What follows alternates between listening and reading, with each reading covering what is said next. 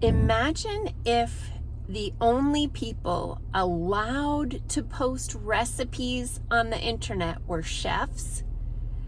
How much really valuable information and amazingly delicious and nutritious recipes wouldn't be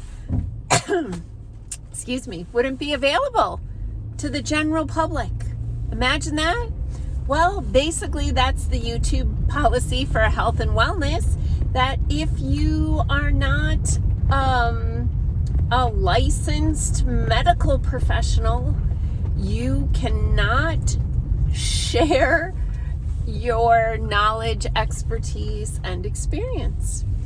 And that's why I'm currently on YouTube probation. I think that I finally went and read the fine print on my report card, and I think that either today or tomorrow I will be able to post again, and with stern warnings not to repeat that egregious literally infraction. Anyway, hey, I'm Dr. Patty Barch. I'm a traditional naturopath, founder and owner of Naturally Unbridled Wellness and naturallyunbridled.com, where we focus on wellness solutions, not disease management. This is Down the Ridge with Dr. Patty. This is not medical advice. It's for entertainment purposes only. Nothing I say is true. Don't listen to me.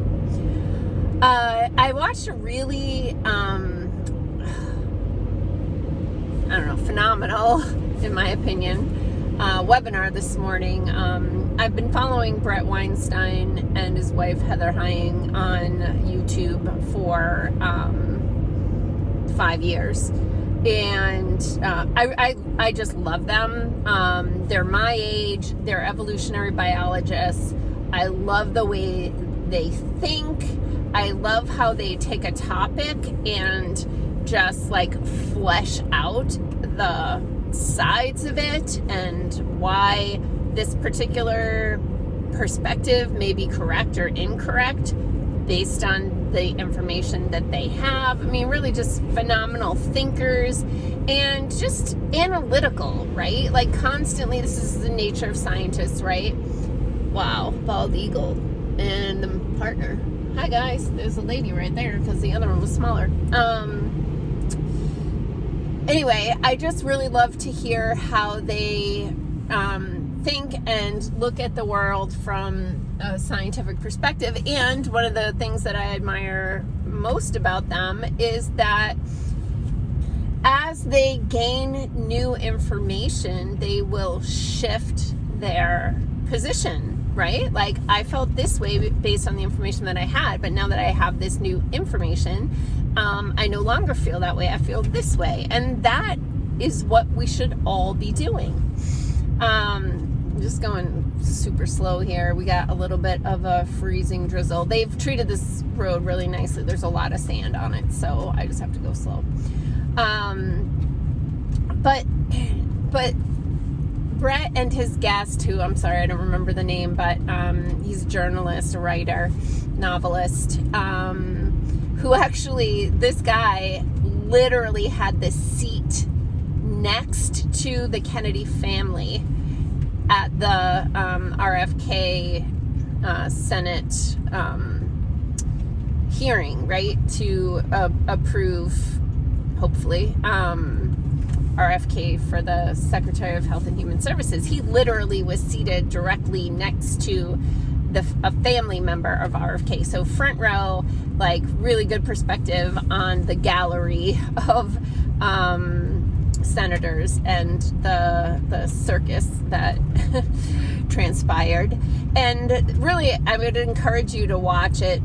Brett Weinstein. Brett is spelled with one T, and his podcast is Dark Horse Podcast, which is available on like Rumble and Spotify, I think, all the places. But anyway,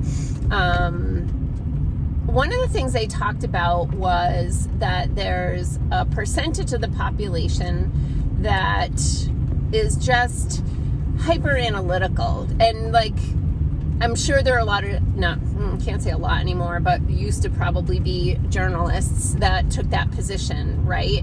That just would look at something, want to know both sides and evaluate it. Sadly, that's gone away in the mainstream media to a great extent, and that now we're seeing this in off-stream media, for lack of a better term.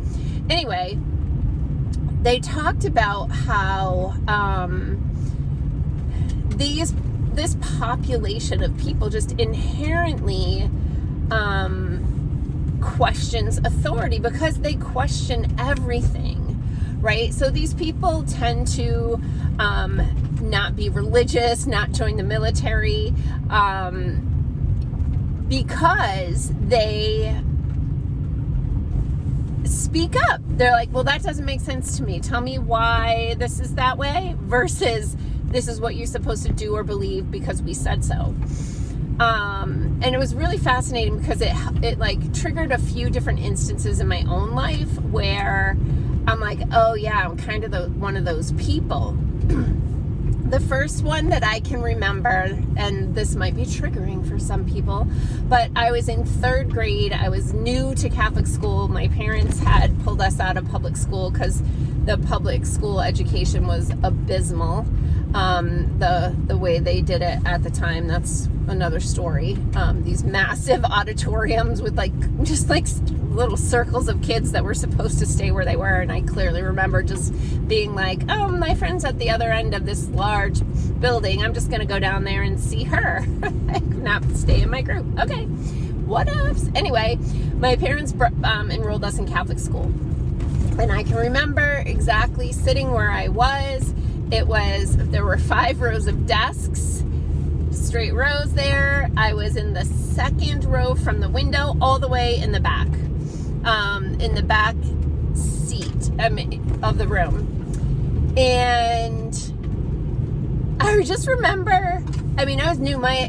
We hadn't gone to catechism or CCD or whatever like that. We were not good Catholics ever, and but had to go to Catholic school because we weren't learning anything in public school. And I just remember listening to the nun present some dogma and going, okay, and then a few minutes later presenting some entirely conflicting dogma. And I was just I remember I was 3rd grade. I wasn't swearing yet, but I lived in Boston, so it wasn't that far away. But I just remember going, well, that's bullshit. Because what you just said here completely conflicts what you just said there. Now, I didn't have the confidence, or maybe I was smart enough to not call out authority in that position. But I know it wasn't that. I was definitely too timid to not say anything, but I don't understand. You just said this and now you're saying this and those don't line up. But that was kind of the first time I remember questioning authority and just being told, what I was being told didn't resonate with me. I was just doesn't sound true, doesn't feel true, and I'm gonna kind of put it over here. And then the other thing that came into my head was when I was in my early 30s, I had switched jobs. I had worked for Cargill, the world's largest privately held company, big conglomerate. And I worked in the animal nutrition division, so my job was to, basically my job from their perspective was to sell animal feed, but also to create nutrition programs for mostly horses, but we worked with all species, including telling people which wild bird seeds different wild birds liked. And I remember I switched. I got disheartened with the leadership at that company, and I called up the competition and said, "Hey, I'm looking for work. You guys have any sales positions opened?" And interviewed and ended up getting that job. And then I don't know, months, maybe a year at most later, the president of the company was like, "Hey, Patty, I'd like to meet with you. Would you come in and meet with me?" And I was like, yeah, of course. So I remember going into a meeting with him, and I wasn't nervous, and I didn't realize I was supposed to be, right? Not from his perspective, but like, I guess I never really got that these are anything other than humans doing a job to the best of their ability, one would hope. And so anyway, I went into the appointment with him, the meeting, and we were just talking about different stuff about the industry, and he kind of bounced an idea off of me, and I just thought about it for a minute, and I was like, I don't think that'll work because, and then I just explained my rationale behind why I didn't think that was a great idea. And he said to me, he's like, Patty, you know what I like about you? Like, you don't care that I'm the president of the company. Like, I asked you, you know, what you thought, and you like disagreed with me, and a lot of people won't do that. I'm like, isn't that what you asked me here for? Like, didn't you ask me here for my opinion, like for my perspective? And he's like, yeah, but a lot of people wouldn't actually give it to me. I'm like, really? Like, oh. And that's when I kind of started to learn that I just think a little differently than a lot of people. And I think that served me well in life. I don't dislike that about me, but other people do. But anyway, that kind of gives some framework to why I ended up leaving biotech and like making my way through a couple more careers and landing in natural health, because it's what resonated the most with me. It's what made the most sense. It's where, for me, the pieces fit together the best. And so I'm going to continue to teach and support, which doctor means teacher, if you didn't know that. And my role is as teacher/tour guide to help people on their wellness journey. So I'm going to continue to do that, but I may need to continue to use metaphor and spelling and Pig Latin and all the things that I've had to learn how to do in order to speak my truth. So stay tuned, peeps. Peace out. Have a healthy day.